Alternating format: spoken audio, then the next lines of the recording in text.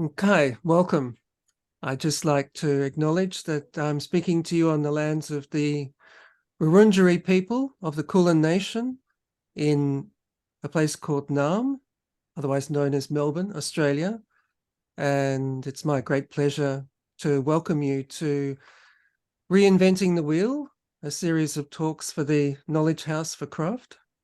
And I'd like to acknowledge Laila El-Hamad, who's joined us as one of the fellow board members of the Knowledge House.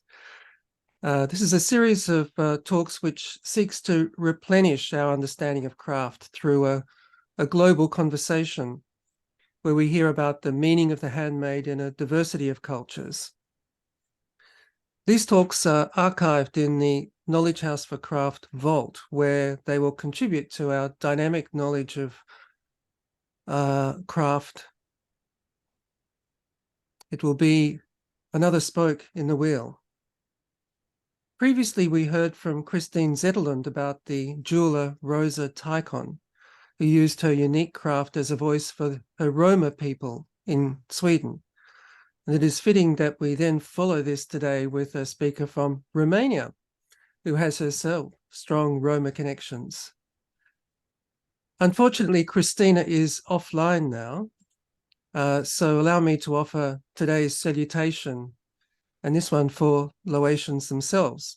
I've just come back from Dongyang, China, where I met the silk weaver Saisen Nantavong Guangxi, who not only employs 150 weavers, but is also finishing a book on Naga designs. And this is one of her beautiful scarves, just so that we have some of the craft to see. And she is one of the many impressive Laotians who have featured on this platform. Linda McIntosh previously introduced us to the work of the gold embroiderer, Tao Nit, who maintains the role of the court in Laos today. We salute the exquisite crafts of Laos, the rich diversity of ethnic groups and the beauty of their rituals. Especially we salute their extraordinary resilience in the face of great hardship. And this is reflected in the Laotian proverb, if you like things easy, you'll have difficulties. If you like problems, you'll succeed. Now, it's my pleasure to introduce Monica Moisin, founder of the Cultural Intellectual Property Rights Initiative. Monica has developed a legal instrument to support the rights of craftspersons to control the use of their designs. And today she will present the case of the Omar people in Laos, whose designs were appropriated by the Italian fashion company Max Mara. This promises to be an important contribution to the Knowledge House. While seeking to share knowledge openly, it's important also to acknowledge situations where knowledge needs to be protected if it is to remain part of a living culture. How and when we do this is something we hope to learn from Monica's talk. Yeah. So thank you very much, Monica, and over to you. Thank you very much for this invitation, Kevin, and it's an honor to be with all of you here today. I'm speaking to you from the village of Petran, Bihor County in Romania. This is the village where my paternal lineage comes from, and it's where I came back to live. I spend most of my time here when I'm not traveling around in communities, and I have come back to the community to relearn the rules and the functioning systems of our community here, and see how we can work together on developing collective custodianship rights in the region and in Romania in general, where we are a bit in between the global south and the global north in terms of how alive the intangible cultural heritage is, and how connected we are still with the custodians of traditional knowledge and traditional cultural expressions. I will now share my screen as I prepared a little presentation. Just one little moment to make sure.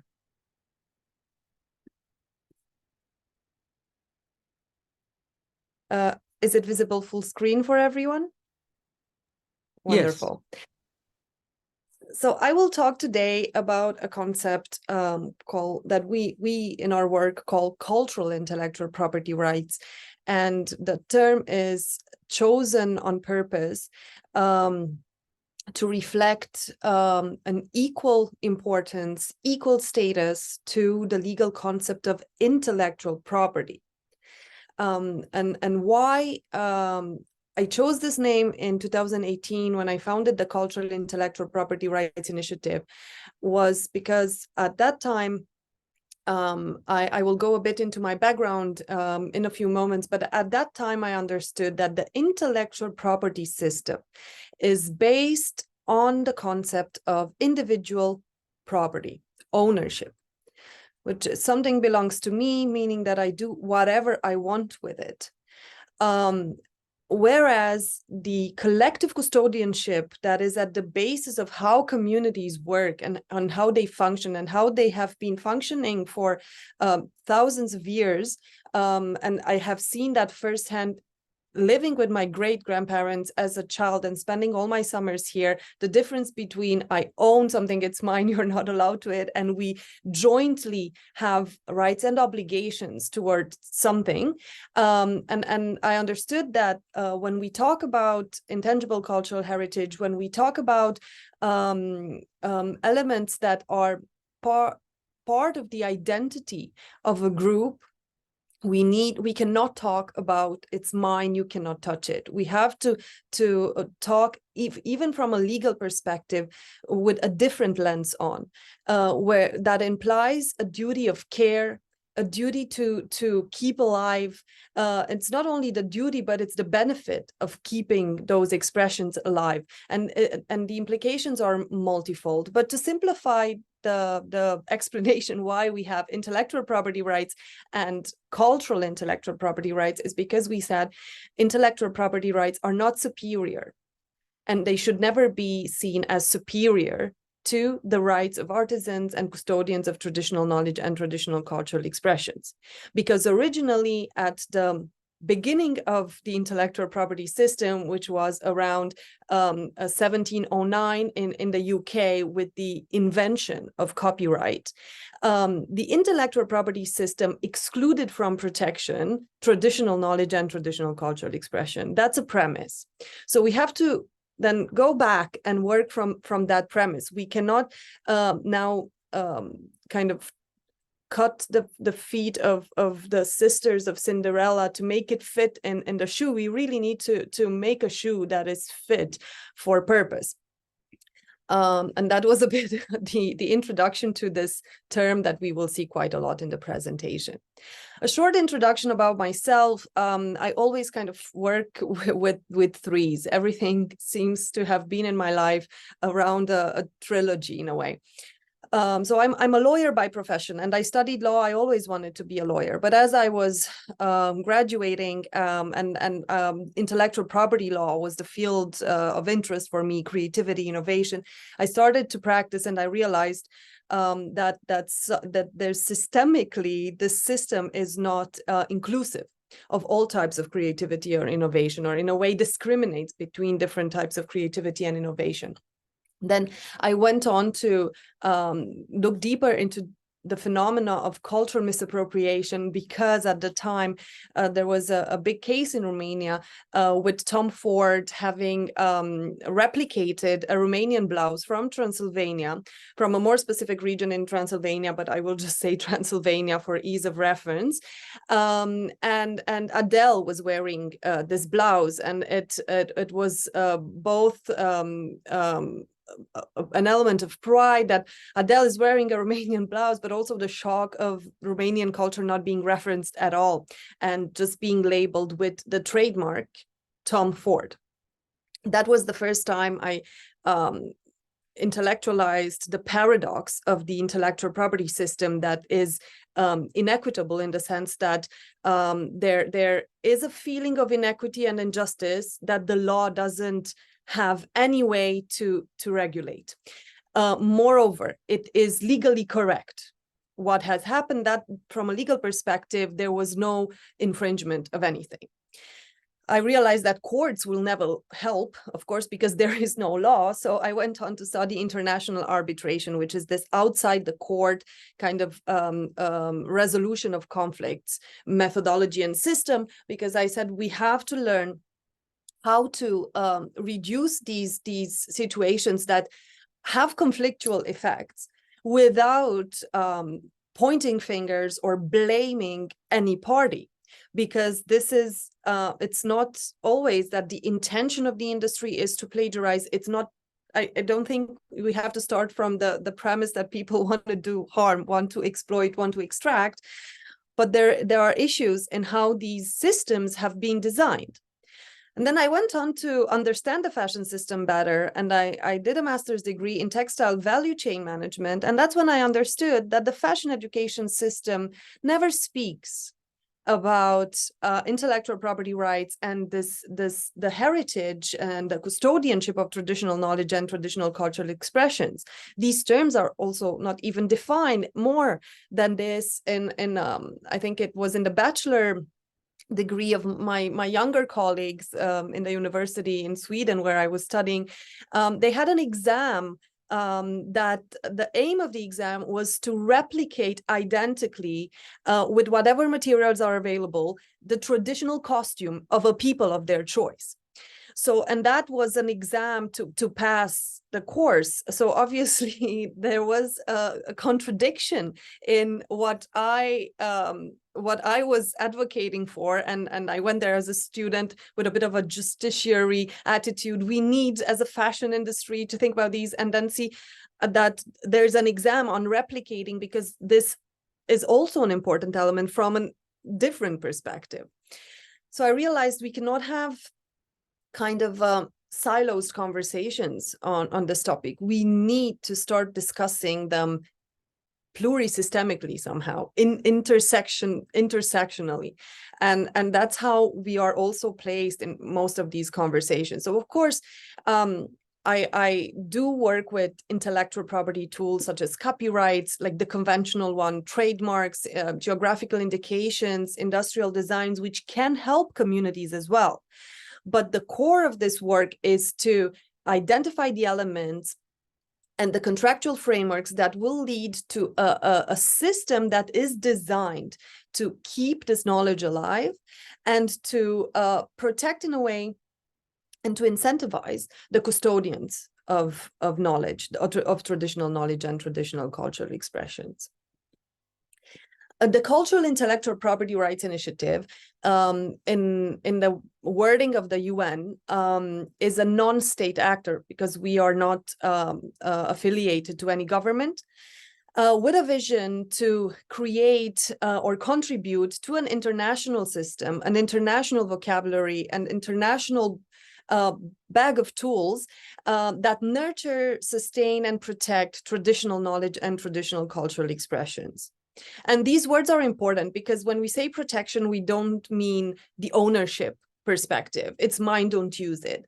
What is protection? How do communities understand protection? How do cultural professionals understand protection? How can we create these dialogues at this intersectionality and see how we can create a system that is designed for our spaces of action and not with the interests of what at the time was the interest of the industrial revolution and the industrial production, so productions of scale.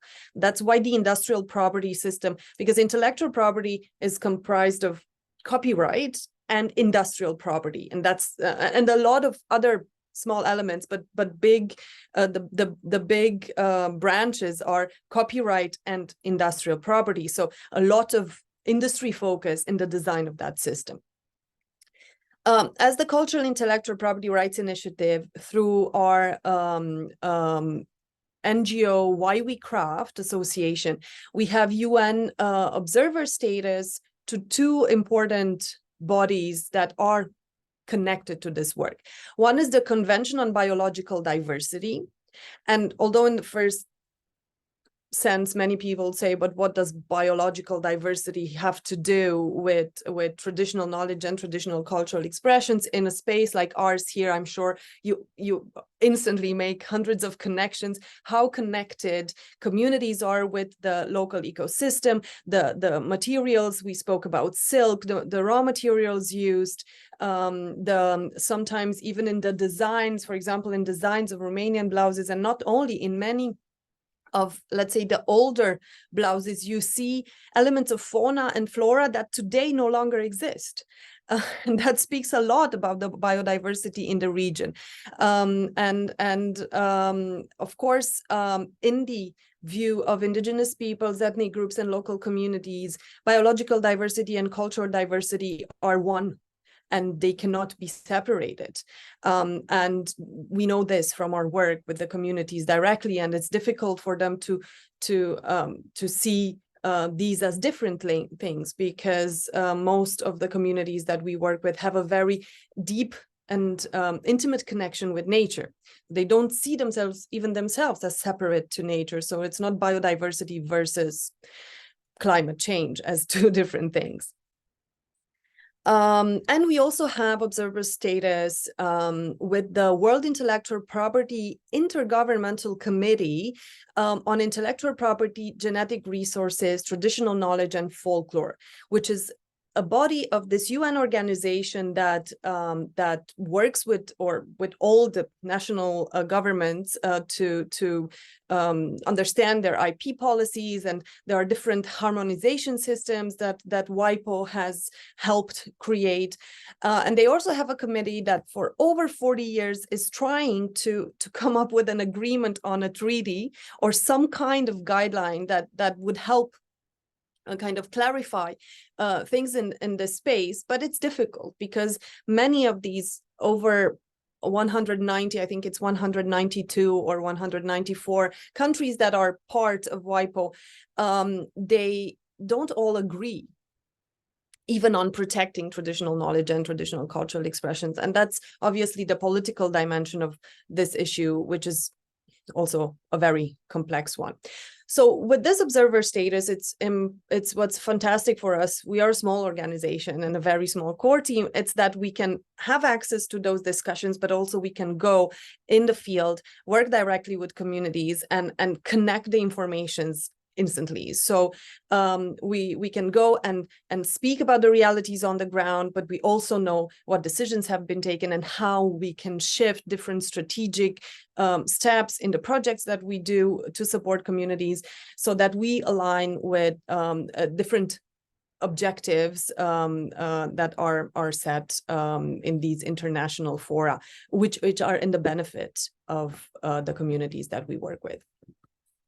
I mentioned a few times the terms traditional knowledge and traditional cultural expressions, and I know they might have different definitions from a research and academia perspective, from an ethnological perspective, a sociological perspective, but from a legal perspective, these are the terms that are used to refer to this body of knowledge. So traditional knowledge is what we call a living body of knowledge. This is how it's defined in legal terminology, that includes knowledge, know-how, skills, innovations, practices that are passed on from generation to generation in a traditional context.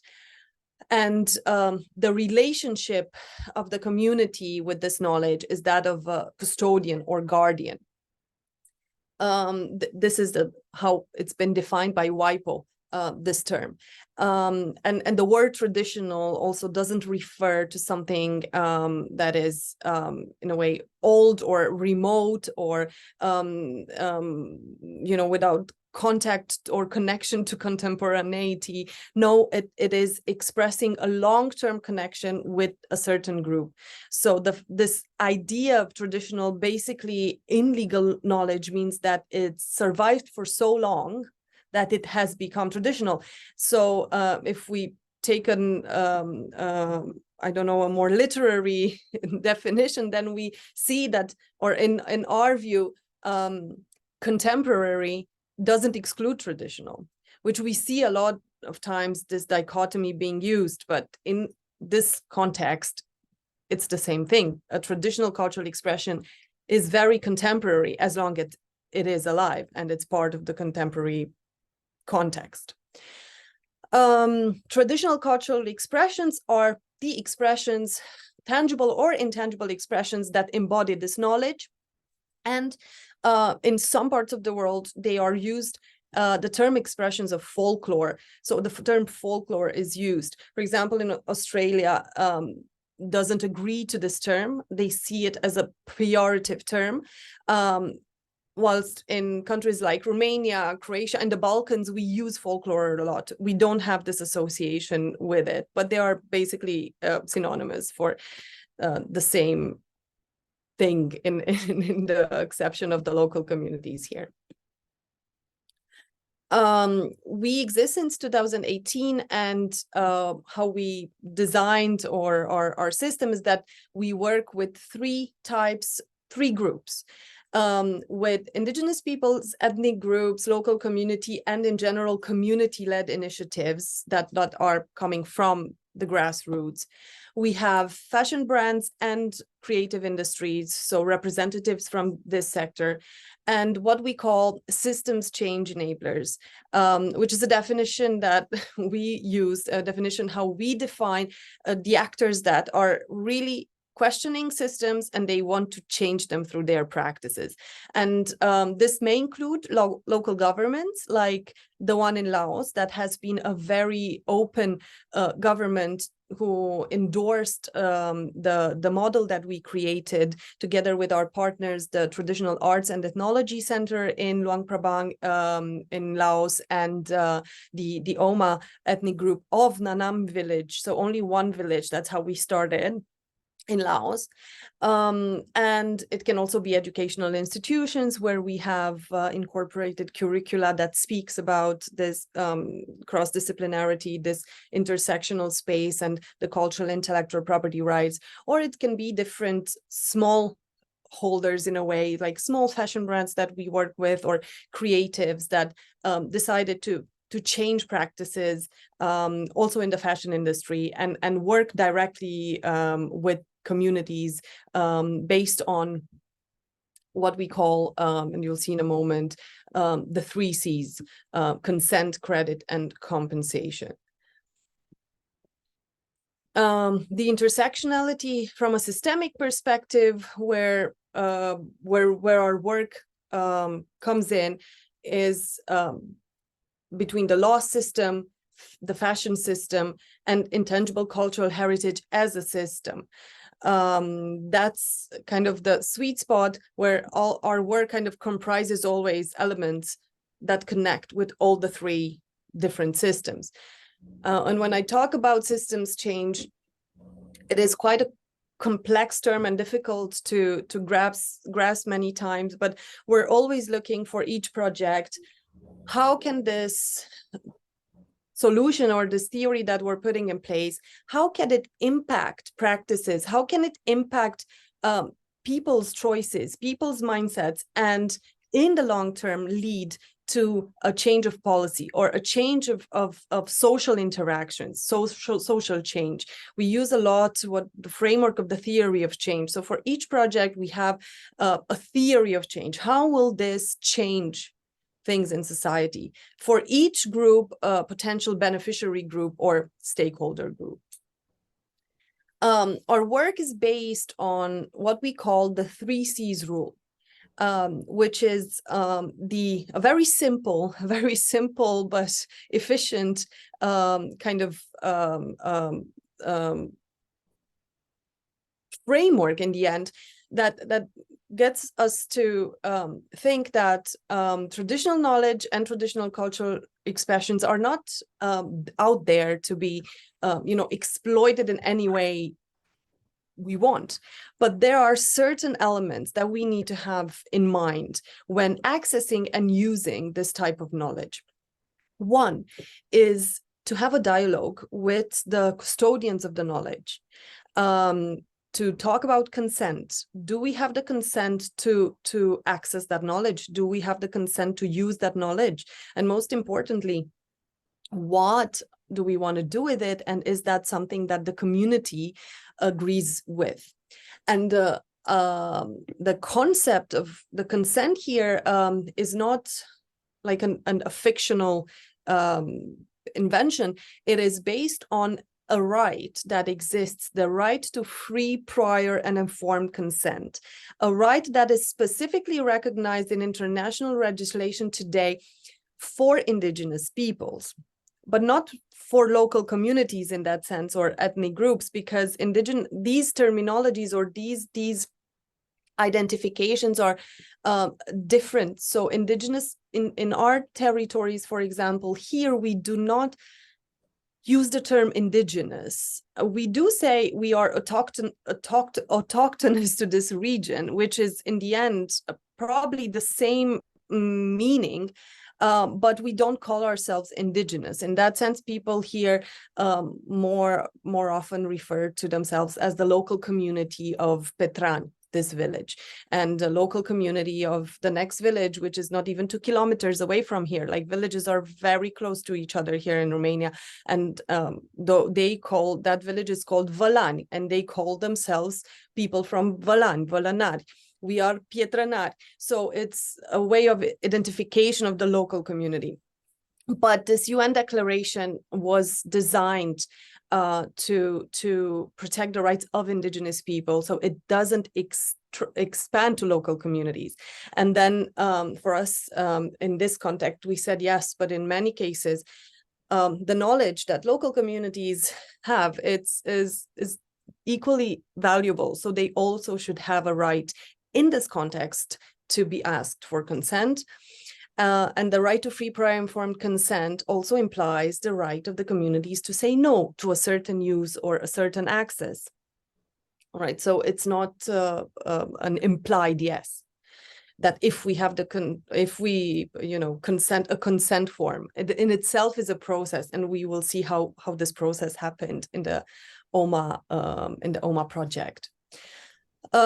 Credit comes from the rules of attribution, the copyright rules of attribution. So if in the case of copyright, we say this was the moral author, even if you give away your rights for commercial exploitation of the work that you created, you still have a right to be named the author, because you created that. So this idea of crediting the community that was the source of inspiration, which is important in terms of ensuring cultural continuity and really educating the public, and not only the public at large, but the public in the countries where these communities reside. Because when we had the situation with the Romanian blouse and Tom Ford, many people had no idea where exactly in Romania that blouse was coming from. So that's also because we don't have a great cultural policy in Romania. That is true. We also don't have a great system that protects traditional cultural expressions in Romania. We actually have no system at all. But it's the idea of recognizing the source and giving acknowledgement. And last but not least is the element of compensation. A compensation that can be both monetary, so directly financial, but also non-monetary, or a combination of monetary and non-monetary. And when I say non-monetary, it usually refers to different types of programs or different types of alternative investments that the community needs, including access to healthcare, and that is not directly giving money to the community, but that the form of compensation also comes through dialogue with the community and what do they need. And all these 3 C's are reflected or are extracted from existing international law documents that are not regulating this specific space, but spaces that are similar in terms of identity of reason. So for identity of reason, with the UN Declaration on the Rights of Indigenous Peoples, we said consent should apply to both indigenous peoples and local community representatives when it comes to traditional knowledge and traditional cultural expressions. The rules of attribution from copyright reflected in credit, and the Nagoya Protocol to the Convention on Biological Diversity regulates the access to and use of genetic resources. This is one space that is, and genetic resources include, plants, plant varieties, different types of microorganisms, fungi, and so on, that are present in regions where indigenous or local communities are present, and that's a treaty, that's a protocol that is compulsory for companies that, for example, extract genetic resources from those specific regions, to have contracts in place with the local communities that include respect of free, prior, informed consent, and also forms of compensation. So that's the legal background of the 3Cs rule. And starting from that, key premise of the project that we did in Laos and of the work we do is that unlike what the IP system seems to say, that traditional knowledge and traditional cultural expressions are not protected by intellectual property, they are not. That's true. And because of that, the system says it means that they are in the public domain. In the public domain means that they are not protected by intellectual property, but it doesn't mean that they can be used or exploited in any way without any form of, without any rules attached to it. So indigenous peoples and local communities then come and say, we have our own rules, customary rules that apply to the access to and use of traditional knowledge and traditional cultural expressions. We don't recognize a system that talks about individual ownership. We recognize a system that is based on collective custodianship. But those are our rules. And that's why they challenge the concept of public domain and these elements being in the public domain. And the campaign that supported the OMA project in Laos, which was, this campaign was designed by the Traditional Arts and Ethnology Center in collaboration with us as knowledge partners. It's called No Not Public Domain. So traditional cultural expressions are not public domain, and it's important to understand this as an idea, and then have to go and understand what are the rules that apply, what do communities say about this, and ultimately how can we protect the traditional designs of indigenous peoples, ethnic groups, and local communities. And from our experience, we don't have one solution. We have as many solutions as different groups exist, because these solutions, they can come up through dialogue, and they come up through going through the 3Cs ultimately, and starting with the free, prior, informed consent process, which implies going in the community and having a dialogue. How can we protect, and what are the different options that we have available, and what would make sense in the context of this specific community? So the project was titled, like the official name of the OMA project was called Building a Model for Legal Protection Against Misappropriation and Misuse with the Oma ethnic group of Laos. And we were very specific about the terms misappropriation and misuse, so that we don't generalize and say cultural appropriation, which is, again, a space that has a lot of nuance, and we have to be careful how we speak about that space as well, not to consider everything as being a no-do or no-go. The Oma people, how we got to learn about the Oma people, or how I got to learn about them, was through Instagram. The Cultural Intellectual Property Rights Initiative had an Instagram page, and we were following different projects that we thought we could at some point support, or that had communicated issues that we wanted to help with. And that's when we saw the Traditional Arts and Ethnology Center in Laos posting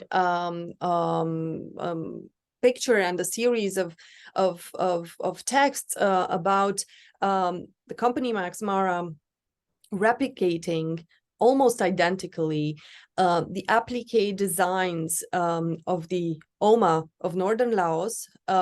They had worked with the Oma in Nanam for over a decade, so they had a very strong and close connection to this group. They were very familiar with the designs. And a former employee of the center had seen these designs in a store in Zagreb in Croatia, in the Max Mara store, in the display, and had texted the center asking, "Wow, you did a collaboration with Max Mara?" And the center said, "No, not that we know of." And the OMA are still working a lot through TAC and in collaboration with this center as a touch point, because it's quite a ride to get to their village. So it's about 10 hours by car. It's not really easy to design a collaboration with the people, with the Oma people, unless you have someone that you know in the region. And obviously that wasn't the case. So TAC wanted to write to Max Mara and say, what you've done is misappropriation, it's plagiarism, etc. And that started an exchange of emails and communications between the two parties that ended, or where Max Mara was saying, we've admit no wrongdoing. The law is on our side. Traditional knowledge and traditional cultural expressions are not protected by intellectual property laws, and they're not protected by any other laws anyway. And yeah, we didn't do anything wrong. And moreover, if you continue doing this, we will mount a defamation case against you, because you are now causing damage to our reputation. And that was the point when I saw the exchange, and then I reached out immediately to the Traditional Arts and Ethnology Center, asking them to interrupt any communication at that point, because from a legal perspective, it is a complicated territory, and it could be detrimental for further discussions. And it could be detrimental to the interests of the OMA to have this kind of approach, kind of shaming and blaming the company, because the law is indeed on their side. And we said, let's try to put together a strategic plan. And that took us 2 years. And obviously we met on Instagram. So we needed to know each other a bit, and to have a series of discussions. They became a member of the Cultural Intellectual Property Rights Initiative. And slowly we started to write a plan, to design a project, to write a plan, and to ask for a grant, because without money, we couldn't have done this. And the OMA traditional design data, here you have a few more details or you can see closer how the replicas in the Max Mara creations were digitally printed. They weren't applique. They were digitally printed, and they were also placed in parts of the garment that the OMA don't approve of. For example, elements that only go on the headpiece, that are considered not necessarily sacred, in the sense that it wasn't something that came out of the discussions with the OMA that this would be sacred. It was just that it's important. It's really important that it's just on the head, because of the protection and because of the way it's always been. So it's not necessarily that you always have to have the sacred secret kind of label to not use these elements. Sometimes it's because this is the will of the community and it's important to them. And they were placed here at the bottom of the dress, which was for them not okay. And the most important thing that they said were, why would someone digitally print something like this? It's not beautiful, right? And why would someone also do it without us? They couldn't understand why without us. So this also speaks a lot about the attitude, the energy in this community, and the way the community relates to the outside world. So they wouldn't have done something like that without involving the people who created this kind of reciprocity and this kind of involvement, inclusion. This is the feeling that, you know, the community was saying, why without us? We would just want to be involved in the process. Maybe we can design new clothes. We didn't think about it, but we want to be part of the process. And here is part of the Lao handicraft. There was a big festival of Lao handicrafts where the Oma of Nanam presented the database and the work. It was part of those more than a year of data collection and mounting the database. And an important element of the database we'll see is this consent credit compensation framework, which was a framework that was presented to them and which is a framework that they want to work within when collaborating with parties that want to work with them. And that was also an element of legal literacy in the community that got to understand what are the legal terms that apply and in what sense they relate to these legal terms. So for example, they use consent in terms of this is the international vocabulary, we will use the term consent, but they refer to it in a different way. So it's not a direct translation of the word consent. And that's also important. What is the meaning that the community attributes to these different terms? So important, the most important element in the design of the project is a digital database. And part of it was collecting information that will be put in this database, information that was written, that was audio-visual, and also photographic information. And we wanted to make sure that all this information ultimately belongs to the OMA. The rules the rules per se of intellectual property makes it difficult for that to happen unless you have a lot of series of contracts in place, which we did, to make sure that everything that was done even by professional videographers, photographers, was immediately in the contract assigned to the OMA. So they are they control this information. They can give the right to other people to use these images, and also the right for people to access this database, because the database could not be public in its entirety. If we would made it public, there was a risk of increasing the chances of misappropriation when everyone has access to seeing this content. So how do we make sure they are included in the project, in the process, which was their most important, like in the process of designing new elements or doing research, even including them in the process. And involving them in decision-making and ensuring that they have control over how their traditional knowledge and traditional cultural expressions are used. And that this process of free prior informed consent happens not only for the database, which happened, but also for other projects that are developed based on the content of the database. So the database, you'll see, has I will jump only to this slide and then go back to the previous one, has 5 different sections. But from these 5 sections, only the section people and the section rights are open to the public. In the section people, you learn a lot of information about the Oma people, the Oma of Nanam village. You learn also information about the case, what happened with Max Mara, and why we created jointly this solution. In the section rights, it's a very good collection of resources and explanations on the legal strategy, legal terminology, and how does this help the Oma people. And in the section textiles, motifs, and techniques, you can only enter based on a communication with the Oma. So you can reach out and get access to this database once you explain why you want to use it, what is the purpose. It's like a licensing to use, like many other projects have a license, or you have to even have licenses to access academic databases with articles. The same, you would have a license to use this database and always have a track record for the OMA so that they know who does what, and ideally from this, collaborations would be born, fashion collaborations, research collaborations, study visit collaborations, all kinds of collaborations.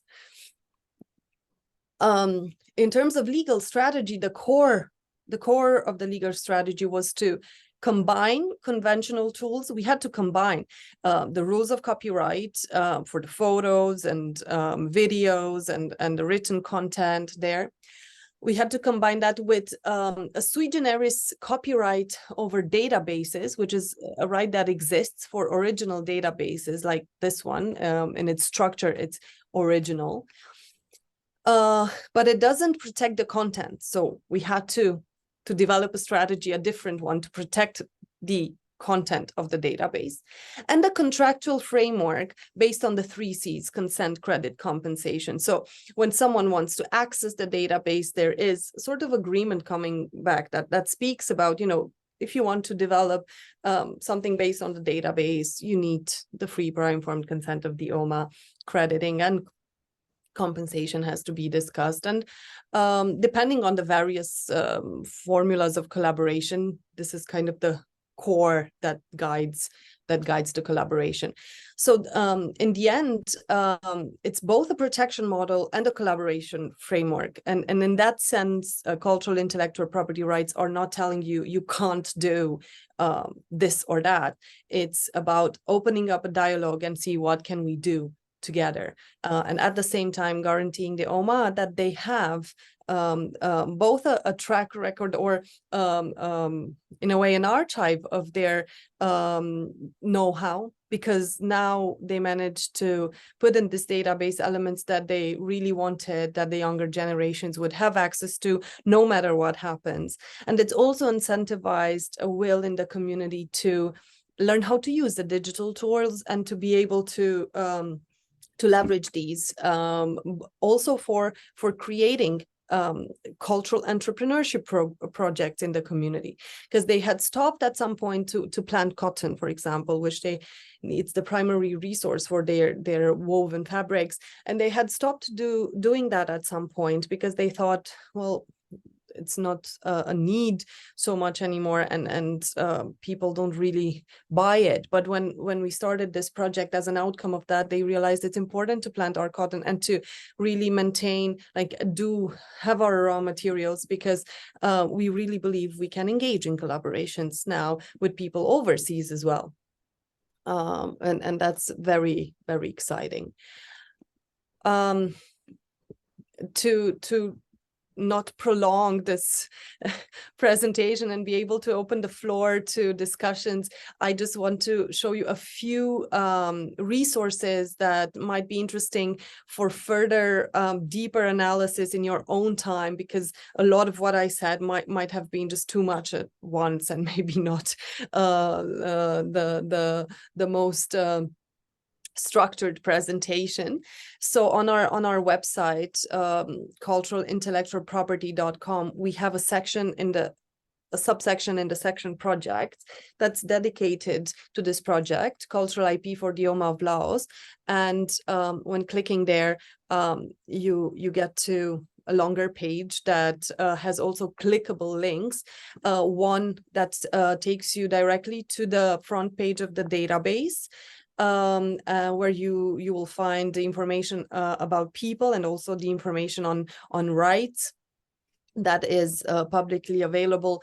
There's also a YouTube link on the main page that will take you to the YouTube channel of the Traditional Arts and Ethnology Center, where there are a few really interesting videos that were created about the making of the database. We have a video where we also speak about the database structure. We also speak about the whole story, how we started with the project, what was the whole background starting point, and we also have a white paper, and that's interesting to look into, documenting traditional cultural expressions, building a model for legal protection against misappropriation and misuse with the Oma ethnic group of Laos, which explains in details different steps that we took, and also the impact it has from a sustainability development goals perspective, and the sustainability impact in the community, and what we aim for the long term, because this was not just a snippet in time. This project continues to evolve. Right now, the Traditional Arts and Ethnology Center in Laos, and we are also supporting, also in this process, are mounting a 2-year-long exhibition about misappropriation and how this phenomena is happening, like especially looking at this parallel between inspiration in fashion and inspiration in cultural fashion, like, or in the traditional contexts. There was also a lot of academic work that we developed following the project, and because there were so many questions about that kept coming up, how to define cultural appropriation.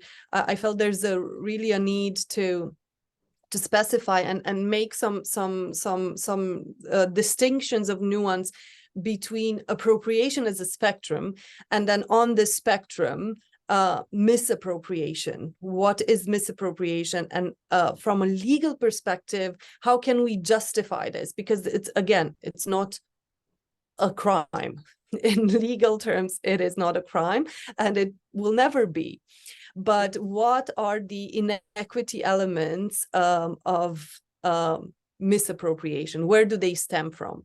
And in a nutshell, and this article can be accessed online as well, they come from the act of misuse, unconsented use of elements in a commercial context that are extracted from a certain traditional context, or a natural context, if you don't want to use the word traditional.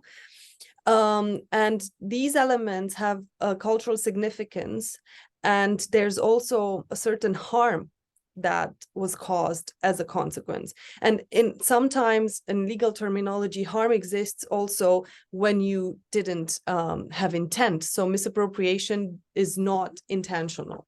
Always doesn't have to be intentional. Like, intent is not connected to whether it is cultural misappropriation or not. And so there are a few particularities that are interesting also to look at from a legal perspective when we talk about cultural misappropriation, because many times or in many contexts, especially in the fashion educational institutions where I teach the topic, it's become such a scary concept that people are like, is this now appropriation? Is this now? And many things are appropriation. I appropriate all the time when I immerse in cultural contexts, and I live with the communities, and then they give me to wear something, or I start wearing something. That's a form of appropriation in the end. It is taking something from another culture, but it's not damaging, or it's not misusing, and it's not creating harm. And those are elements that are important. On the other hand, it's also not commercializing. I never go and sell around the elements that I wear. They are gifts that I cherish. For the future, so to say, we have big hopes and also plans with the 3Cs rule. As I said, in the OMA project, this was a very big scale project that we were lucky to get this grant that we got. It was a 2-year-long project, and we also got the endorsement of the Lao Department of Intellectual Property, which was a very important thing in the development of the project, because now the project has the potential to be integrated as a sui generis legal solution in the legal system of the Republic, of the Democratic Republic of Laos. So they want to have a system that protects traditional knowledge and traditional cultural expressions, and they are considering this database model, since it was already created, as a possible way that other ethnic groups would have like the similar databases, and they would create a national system. based on this model. And this rule has been also used in many educational institutions. It's now integrated in, for example, educational curricula. How do we design collaborations with different cultural groups? And it's also been presented by us in the Conference of the Parties in COP15 in Montreal, when the Global Biodiversity Framework was adopted. And our aim is that we make this content, the rule comes with a campaign, a legal literacy campaign that supports it. What we do is that we go in different territories and we conduct consultations with the communities that want or have interests of using this framework. We conduct consultations to understand exactly how this would apply in the local cultural context and to what extent they feel it can support their interests. We have translated it already in 7 languages, and we hope, including 2 indigenous Mayan languages, including Hindi, Marathi. Then we have also European languages, German,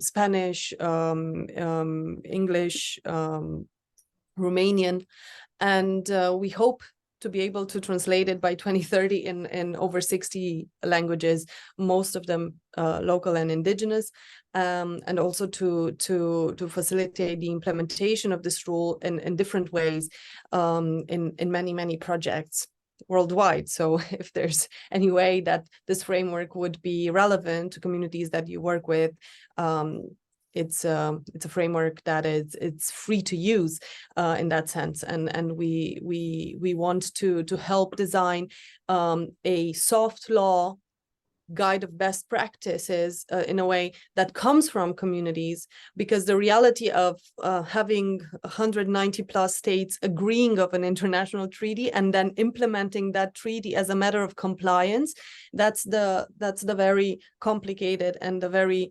kind of, in a way, colonial way of doing things. What we want is to see it done bottom up, so coming from communities with their own rules. And we have examples in Mexico where communities have developed their own rules of engagement, of access to and use of their traditional knowledge and traditional cultural expressions. We have a fantastic collective that we met last year on our field work. Malacate Taller Experimental Textil is their name, and they are based in San Cristobal de las Casas in Chiapas. And for example, they use the framework as their international collaboration kind of framework. And in this, they say, you know, our rules for consent are these, our rules for crediting are these, what we expect for compensation is this. And, you know, they integrate like the relationship between this framework and the rules of the community is one that is like a like a game, not a Lego, but it's pieces that are matching together and they form a stronger legal. Monica, can we wrap it up soon so we've got a little time for discussion? This is the end. Oh, great. Thank you so much, Monica, for that incredibly lucid discussion of what's a very complex question, and one that obviously has very practical dimensions to it. If you could just stop sharing your screen. So there, great. Now, I think Michael is with us initially, who's got a question. Would you like to ask a question, Michael? Thank you, Kevin. Can you hear me? Yes. Yeah. Great. Monica, thank you so much. That was a brilliant presentation. And for me, well, just a bit about me. I have to run off to a meeting, so I had to plug in this quick question for you.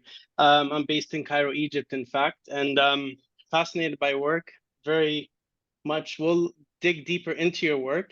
2 questions for you. One, in terms of your 2030 goal, you identified East Africa. Is there a particular reason why you decided on East Africa as opposed to West, South, all of Africa? No, that text was just based on the countries where we had already a touch point, and it was the touch point in Tanzania. And because we did so of course as many geographies as possible, but we had not reached West Africa. We don't have any touch point in terms of in our ecosystem, any collaborator there at this point. So it's Okay. it's a great question. Thank you. There's no exclusion in that Yeah. sense. Oh, great. No, I actually sent you an email. I'd love to follow up with another email. I'd be happy to create more touch points for you across of Africa and the Levant as well. So that's one thing.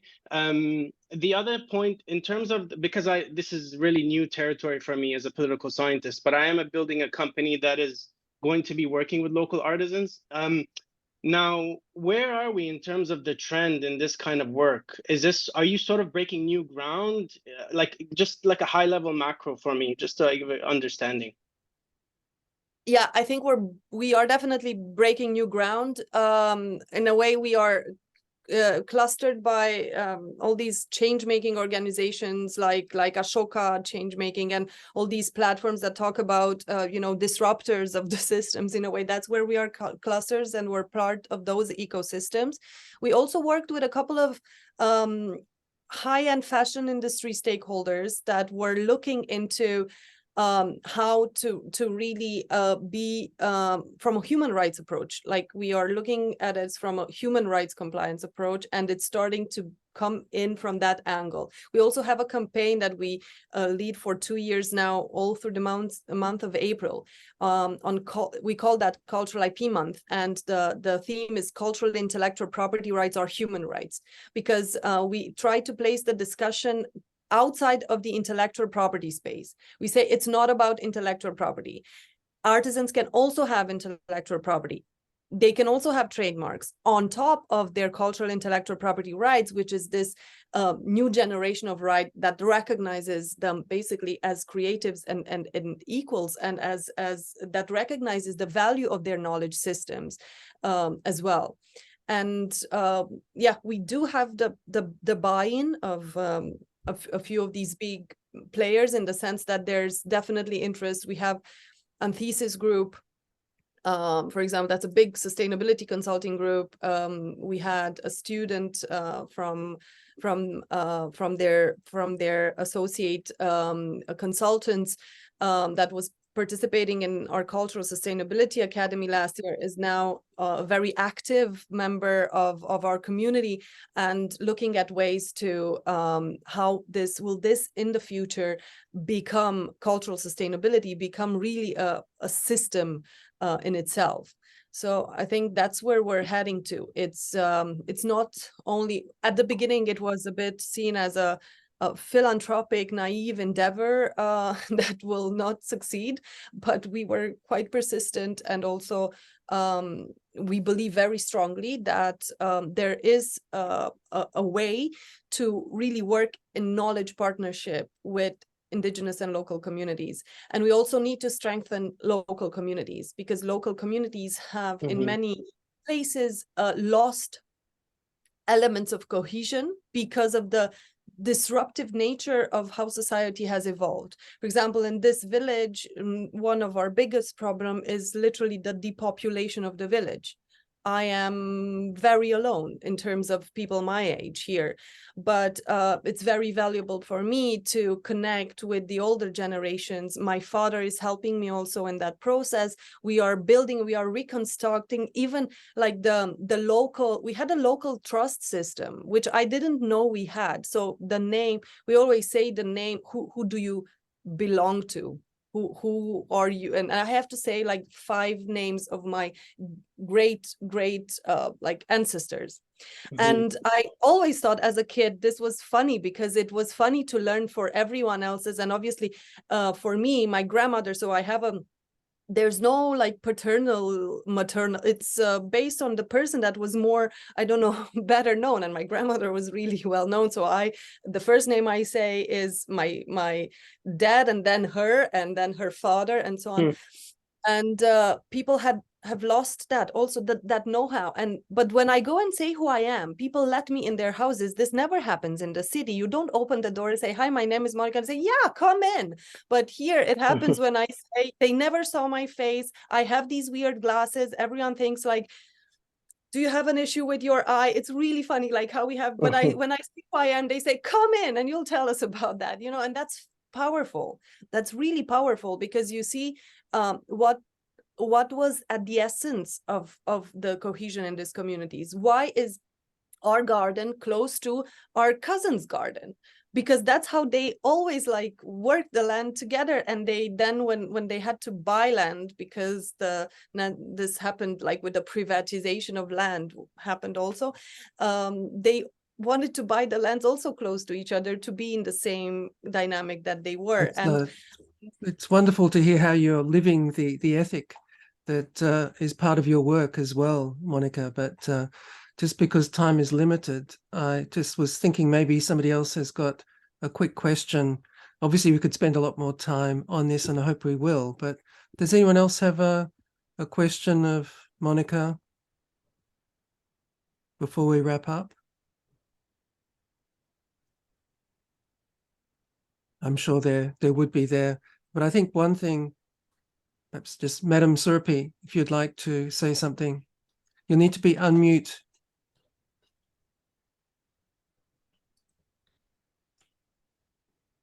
This is a person who helped set up APADA, one of the significant Southeast Asian craft organizations. Surpi, yes. Yes. I'm wondering whether you have to have any contact in Thailand, because we have been talking about this also. I'd be glad to assist whenever you're ready to come to Thailand. Whenever you want me, I'm coming. That's how it works. Anytime I'm wanted somewhere, I'm coming. So that would be an honor. That would be, we don't have any contact in Thailand at this point. All right. Thank All you. right. I would be happy to. You can get in touch with all the ASEAN countries as well, because I'm a honorary chairperson of APADA, ASEAN Handicraft Promotion and Development Association. Okay, I will pass the word, but I need some more documentation. Kevin, can we? Yes, I will broker that. Yes, all right. Sure. When I My get pleasure. that. Thank you. Okay. Well, thank you so much, Monica. Excellent presentation, Monica. Indeed. Yes, and I think one thing that we could think about further is your mention of the concept of harm as being an issue, because of course now, particularly in a digital age, we see culture as something that can be infinitely reproduced without any loss in terms of its meaning.